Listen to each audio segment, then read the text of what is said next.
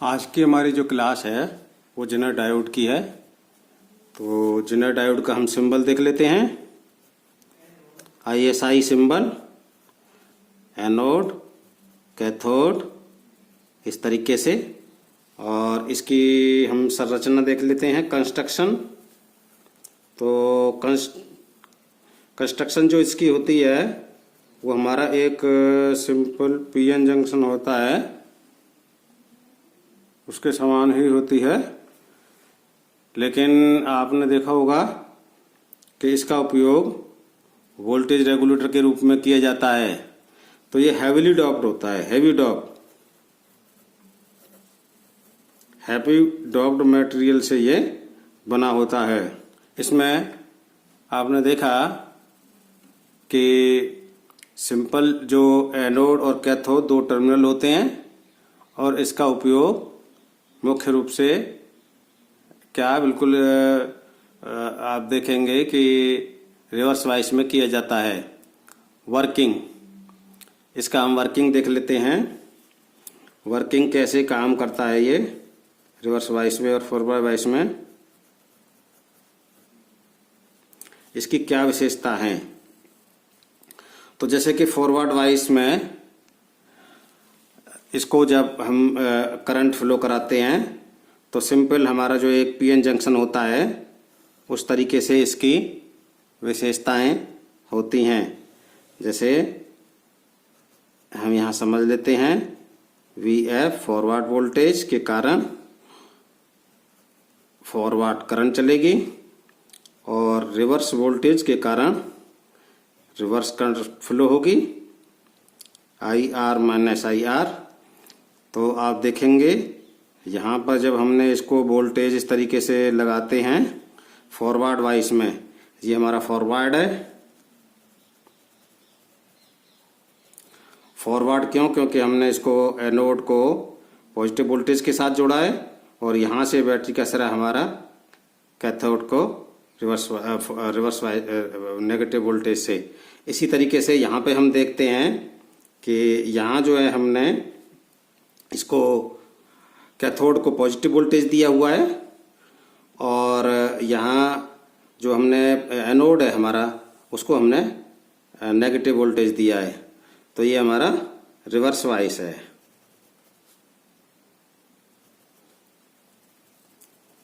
तो forward bias पर देखेंगे कि जैसे जैसे हम इसको वोल्टेज बढ़ाते हैं वैसे इसमें करंट फ्लो होगी, लेकिन करंट का फ्लो कहाँ से स्टार्ट होता है ये हम देखेंगे यहाँ पर। तो ये हमारी फॉरवर्ड करंट जो फ्लो हो रही है, आप देखेंगे VF जो फॉरवर्ड वोल्टेज है 0.3 वोल्ट टू 0.7 वोल्ट तक करंट फ्लो नहीं होती, क्योंकि सिलिकॉन का कट इन वोल्टेज 0.7 वोल्ट होता है और जर्मेनियम का 0.3 वोल्ट होता है कट इन वोल्टेज, इस तरीके से। तो नॉर्मल हमारा जैसे PN जंक्शन काम करता है उसी तरीके से फॉरवर्ड में करंट फ्लो होती है। लेकिन रिवर्स वाइस में आप देखेंगे कि जैसे ही हम इसको वोल्टेज बढ़ाते जाते हैं, जेनर का जो वोल्टेज है VZ, वहाँ तक इसमें कोई करंट फ्लो नहीं होती है और लीकेज करंट फ्लो होने लगती है। जब लीकेज करंट इसमें फ्लो होती है तो अचानक से इसका जंक्शन ब्रेकडाउन हो जाता है और करंट बहुत तेजी से बढ़ जाती है। तो इस प्रकार ये कहलाता है इसका एवेलेंस ब्रेकडाउन।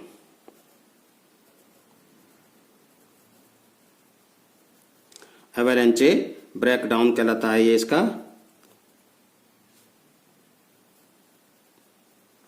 तो ये करंट इसमें हाई करंट, मैक्सिमम करंट इसमें फ्लो करती है रिवर्स वाइस अवस्था में। तो इस प्रकार हमने देखा कि इसका फॉरवर्ड और रिवर्स में किस तरीके से काम करता है ये। तो ये अब हम इसका देख लेते हैं कि इसमें इसका उपयोग कहाँ पे किया जाता है।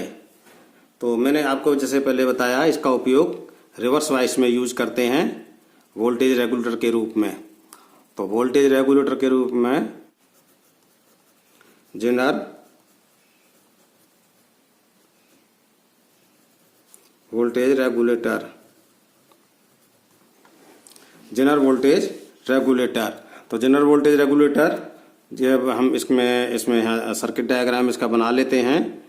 देखिए ये हमारा वी इन वोल्टेज है और ये एक रजिस्टर लगाया जाता है इसमें, जिसमें वोल्टेज ड्रॉप होते हैं और रिवर्स वाइस में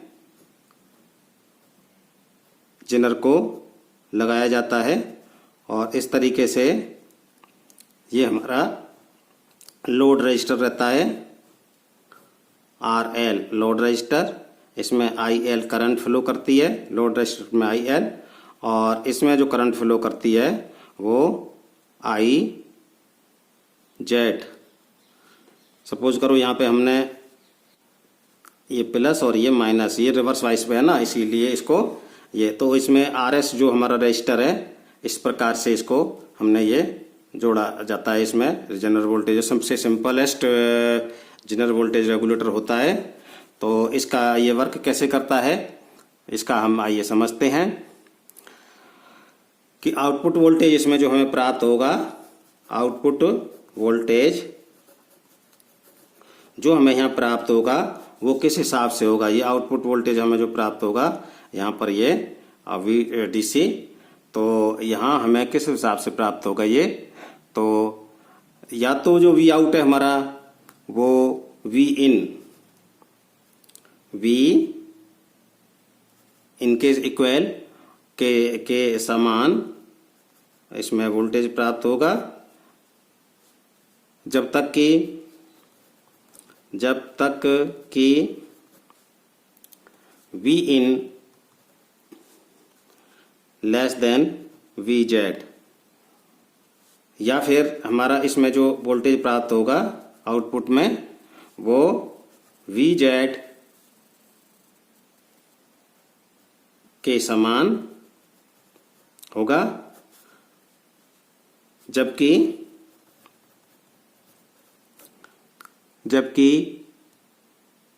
V इन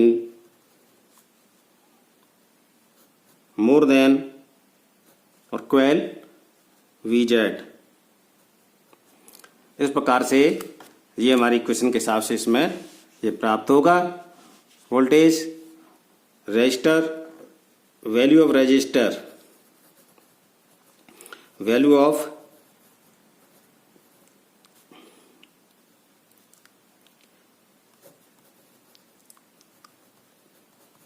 रजिस्टर जो हम कैलकुलेट करेंगे, RS की वैल्यू कैलकुलेट करने के लिए क्या फॉर्मूला रहेगा हमारा, R इज इक्वल टू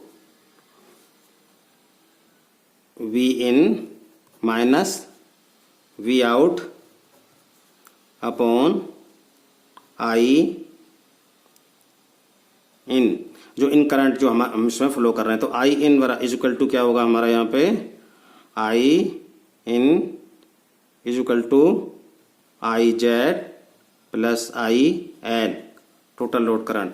जब हमारा ये इधर से वोल्टेज इनपुट ज़्यादा आएगा, अगर अधिक होगा वोल्टेज इंक्रीज करेगा तो यहाँ करंट ज़्यादा, जनरल करंट बढ़ेगा, जनरल करंट बढ़ेगा तो रजिस्टर, सीरीज रजिस्टर जो RS में वोल्टेज ड्रॉप हो जाएगा। इस प्रकार से यह काम करता है। RS रजिस्टर में वोल्टेज को ड्रॉप कर लेता है, RS रजिस्टर की जो हम कैलकुलेशन करेंगे।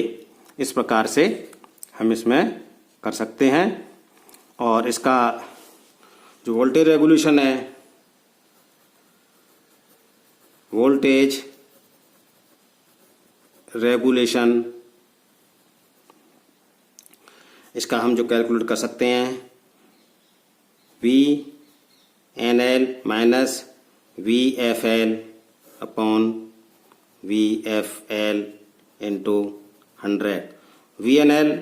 VNL जो है हमारा ये no load voltage DC output का, नो लोड वोल्टेज, और VFL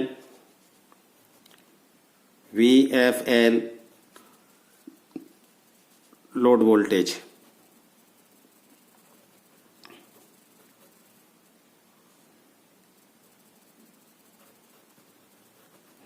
इस प्रकार हम वोल्टेज रेगुलेशन की कैलकुलेशन कर सकते हैं। और जेनर का जो कोड होता है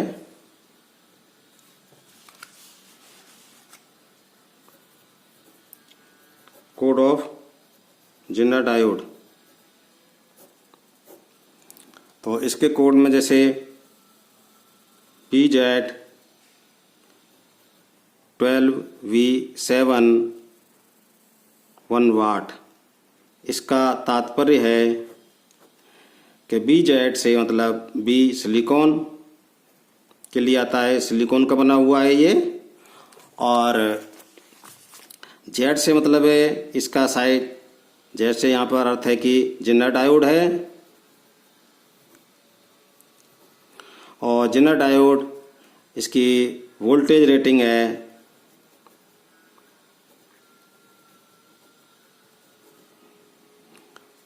12.7 वोल्ट और 1 वाट का है ये। इस प्रकार अनेकों जेनर इस प्रकार से उसकी आवश्यकता के अनुसार उपयोग में ले लिए जाते हैं। तो कैड इसका जो यूज है वो रिवर्स वॉइस पे किया जाता है, हमेशा याद रखिएगा। और जेनर से उपयोग में जो सावधानियां हैं वो हम उनका अध्ययन कर लेते हैं। नंबर 1, जेनर डायोड के 2 लीड होती हैं, एनोड और cathode. Number 2, heavy doped semiconductor material का बना होता है। नंबर 3, इसका उपयोग रिवर्स वॉइस में किया जाता है। नंबर 4, PIV वैल्यू कम होने के कारण इसका उपयोग रेक्टिफिकेशन में नहीं किया जाता।